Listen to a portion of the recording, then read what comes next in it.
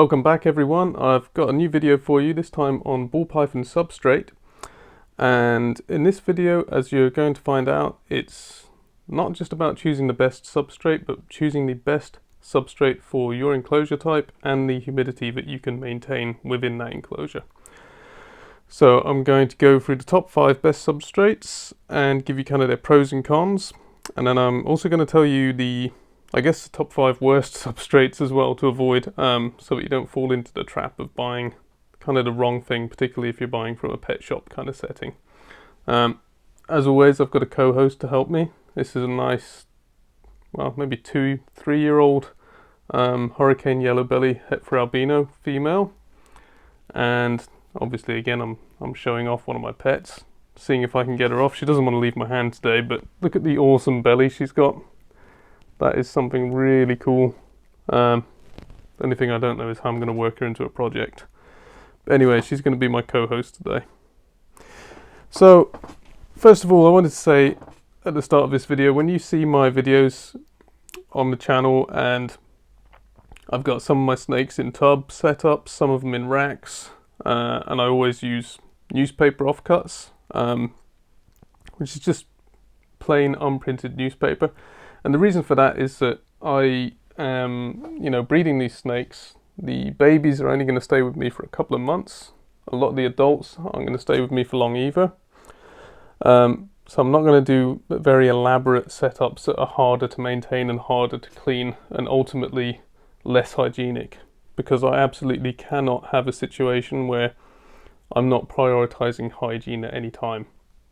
So just because I use newspaper because it fits the level of hygiene I need for a breeding type area, it doesn't mean that you have to pick something just as boring. You can pick something that looks nicer, and as we go through this list you'll find that there are things that look nicer and are probably just as good for your setup. So I'll make some photos pop up while I'm talking so you can see what these things look like. So first of all, in the top 5, obviously I use it, is newspaper. Unprinted newspaper is really cheap now. You can get it on Amazon or eBay. I think last time I managed to get 10 kilos, which is something like 25 pounds of offcuts for maybe 10 pounds sterling, which in the US I guess would make you about 15 bucks. And that is just, it's really hygienic, it's really easy to use. You can take it out in one and clean out the enclosure. The only really downside is that in terms of how much humidity it maintains, well, not the only downside, but one of the downsides is that the type of humidity it maintains is kind of neutral. If you've got a setup that holds humidity well, then newspaper's going to do fine. If you've got a setup that gets too dry, then newspaper probably isn't the option because it doesn't hold a lot of humidity. And it's also, it's quite dull to look at, it's quite ugly. Like I said, the reason I use it is for, maintaining that high standard of hygiene where I can very quickly clean out tubs and make sure there's not too much germs or dirty enclosures or smells any one time really. And then after newspaper, I'm going to say probably the most popular substrate since, well, I guess for the last few years now, is Coco chips. And Coco chips they're quite cool. They're a nice kind of rich brown color. They make great photos for putting your snakes on Instagram. They're a nice background. A lot of people believe that they have some antimicrobial properties, so help reduce germ and mold growth. I don't know how much evidence there is for that. I haven't really looked into it. The only thing with Coco chips is that they are a great substrate, and a lot of people have snakes that really do well on them because they hold humidity so well. The downside, I would say, is that a lot of the marketing that's gone into Coco chips is to tell you that it's mold resistant, and it's not really mold resistant. That's no organic substance is totally mold resistant. I mean, if we imagine if Coco chips really were mold resistant and couldn't grow mold, then the whole of the South Pacific and Indonesia would be under a 100-foot pile of coconut husks by now because they wouldn't biodegrade, and the main agents for degrading things like old coconut husks and wood and other stuff are, fungi and other molds. So when you're told that they're mold resistant, I'd say take it with a pinch of salt. I'd say some brands of cocoa chips take longer to go moldy than others, but all of them will go moldy eventually, just like any substrate will. It's probably down to their manufacturing process how long it takes them. So by all means, do use cocoa chips, but if you're looking for a mold resistant substrate, be prepared to do a bit of shopping around and comparing between the brands. That's all I'd say on that. Next up on the list, number 3, is Cypress mulch. And one example is forest floor bedding. I can't remember what company makes that, but that's a popular one. Cypress mulch is great for holding humidity. It is a type of wood, it's absorbent. You can spray it a couple times a week and your humidity will be great. It's a good option for trying to maintain higher humidity in a vivarium setup, just like the cocoa chips are. But again, cypress is a tree that is, I don't know if it's endangered, but it's certainly a victim of deforestation in certain areas, or it grows in swamps, so de-swampation, I suppose. But it is a part of vulnerable habitats in the southeastern US, and it is being cut down. So if you can get sustainably sourced cypress, if that's a thing, then go for it. But if not, again, it's an excellent substrate, but it's just something to bear in mind if you are thinking about the environment.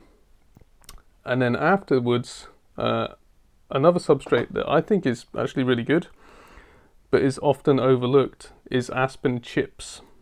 Because aspen is a safe wood for snakes. It's relatively hygienic, it's relatively absorbent, and it will help you maintain humidity, even, like I say, in a vivarium setup. The thing is, people often confuse aspen chips with aspen shavings. Aspen shavings are paper thin, just like pine shavings, and they lose, because of that thin, paper-like structure, they lose humidity extremely rapidly because of the high surface area to volume ratio. So if you put your ball python on aspen shavings in a vivarium with overhead heat, your snake will be dry as a bone and it won't be able to shed. If, however, you use aspen chips, you can get them to absorb some moisture and maintain decent humidity. And if that's a kind of a color of substrate you like, then aspen chips are definitely a viable option. And last but not least, I'm going to tell you about my absolute favorite substrate for baby ball pythons, if you're thinking about breeding, and that is unscented paper towels. Emphasis on the unscented part.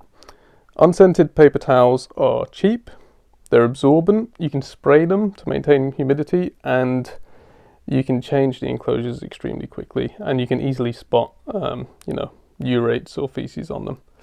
So if you've got a bunch of baby ball pythons, I would strongly consider paper towels, because they pee like, I don't know how often. I think mine must pee at least 2 or 3 times a week. I think they also use peeing as a way to kind of get my attention and try and get me to come and give them some more food. But if you have lots of babies, expect to be cleaning them out, much more than adults, possibly 2 or 3 times a week. And you need something that is going to be cheap and hygienic, because you need to maintain hygiene above all else if you have a lot of snakes in one room.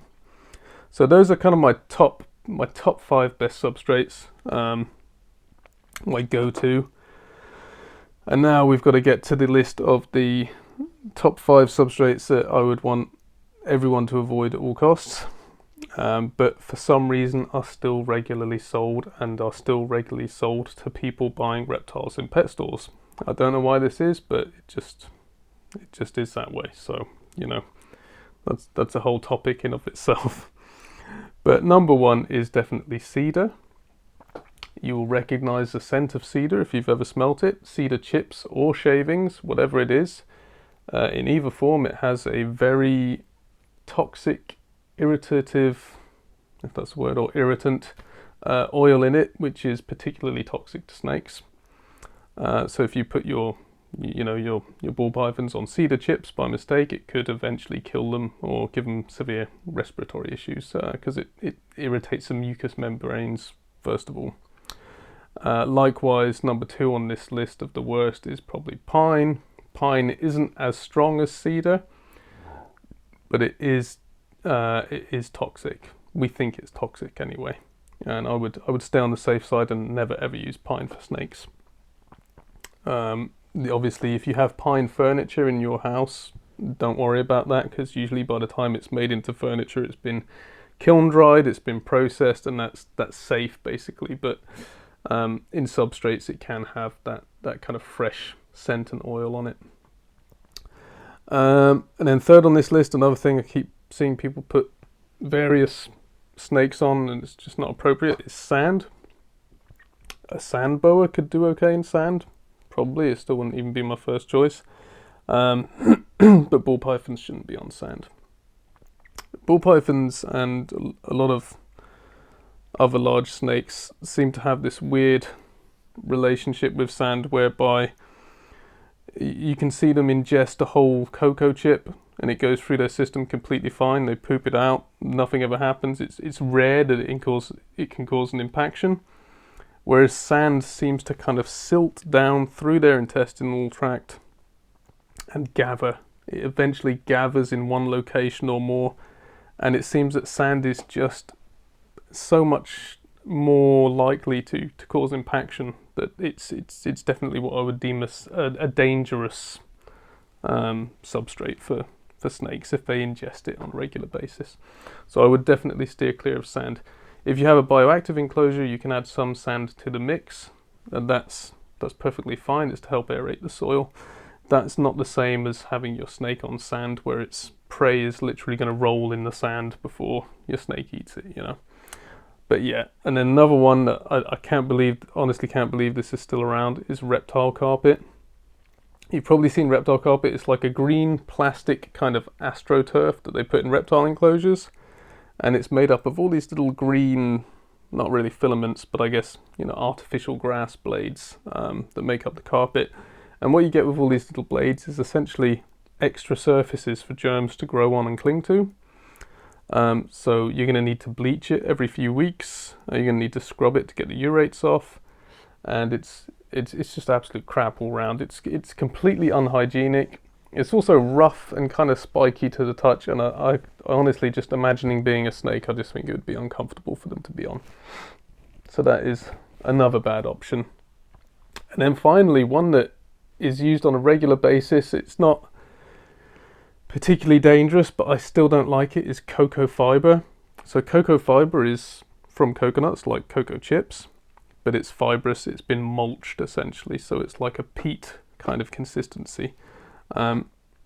Now what you find with this is, although ball pythons, they're not fossorial, they can't dig, they do kind of play at digging. They'll try and shove their head through loose substrate sometimes, particularly if they want to get down to the heat, or maybe it's just another way of hunting, and they'll cram cocoa fibre into their heat pits, into their labial pits, and what that does is that stops those membranes inside the pits being exposed to air, which impedes their function for hunting. But also, whenever you have a membrane or an organ that is meant to be exposed to the open air and have ventilation, whenever it's occluded or blocked, that allows germs to multiply within at a much higher rate. So you've got a much higher chance of your snake having an infection in one of those labial pits if it's blocked with cocoa chips than with cocoa fibre, sorry. So that is definitely something to think about, and personally I wouldn't use it for a ball python. Some people say it's fine, but there's always that risk, and if there's this kind of logical scientific, you know, premise for what we know increases the likelihood of infections in a certain organ, it's just best to prevent it. You know, and unclogged labial pits are better than clogged. There's no doubt about that. So that's where I stand on it. So now we've kind of been through the good, the bad, and the ugly. I wanted to talk quickly about the relationship between substrate, humidity, and enclosure type. So obviously, when you choose a substrate, you need to choose one which will help you maintain humidity and that goes with your enclosure type. And before we go any further with this, I just wanted to chip in here and say that whenever you have humidity issues or a substrate that's not maintaining humidity well, your go-to option should always be a humid hide with some sphagnum moss. Sphagnum moss is completely safe, it's completely harmless, and you can buy it live or dead, it doesn't matter, but it maintains humidity extremely well. If you just get some damp sphagnum moss and put it in a hide, that is going to give your snake at least one humid area to go to, particularly if it's getting ready to shed. So that's always a quick fix. So you can work on your substrate alongside that, but your first step is always just to have some sphagnum moss handy. That is definitely my top tip for, you know, keeping the sheds good. But anyway, what I was going to say was the enclosures I have, like some of the tub setups, newspaper works well in them. I've used cocoa chips in them as well. Cocoa chips has been too humid for them if I soak it too much. But newspaper works well because I'm in a humid country, you know, like soggy old England, where the weather's crap and it's humid all the time. So that's no problem for me. But if you do have a larger enclosure, you use a vivarium or something like that, and you're using a ceramic heat emitter, I would strongly advise you to use a substrate like cocoa chips or Cypress mulch, which is going to naturally absorb and hold more humidity to keep your snake happy. And you can also take that sphagnum moss and mix it into the substrate, or you can put clumps of it around, and just make sure you're always aiming for that kind of 60 to 65% humidity range in any enclosure, and keep your snake shedding well, because when it stops shedding well, that can be a process that just builds up and essentially leads to poor health and other issues eventually. So always, like I said, I kind of mislabeled this video the best substrate for ball pythons, but always please do bear in mind that the best substrate for your ball python depends on the setup that you have. So for a vivarium, it's going to be Cypress mulch, cocoa chips, or Aspen chips with some sphagnum moss here and there, and well humidified.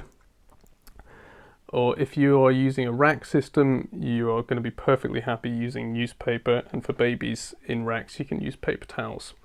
So always adapt to the setup. The more air volume in your setup and the more intense the heat, particularly if you've got like a ceramic heat emitter or a halogen heat lamp during the day, the more the air is going to dry out and the more you're going to need a substrate that maintains humidity. Paper towels and newspaper are only okay in more enclosed, smaller setups. So again, I hope this has been kind of helpful for you. It's a shame I can't just say one substrate is the best, but like I said, it's up to you as the owner to always be adaptive in your approach and choose the best for your enclosure. So it's kind of a learning process, but I hope you have kind of got some insights from me on the choices available on the market. But as always, please do like and subscribe, and shoot me any ideas you have for future videos, because I'm quite enjoying the process, and every time I do one, the snake gets some good exercise for 15 minutes. Thank you very much.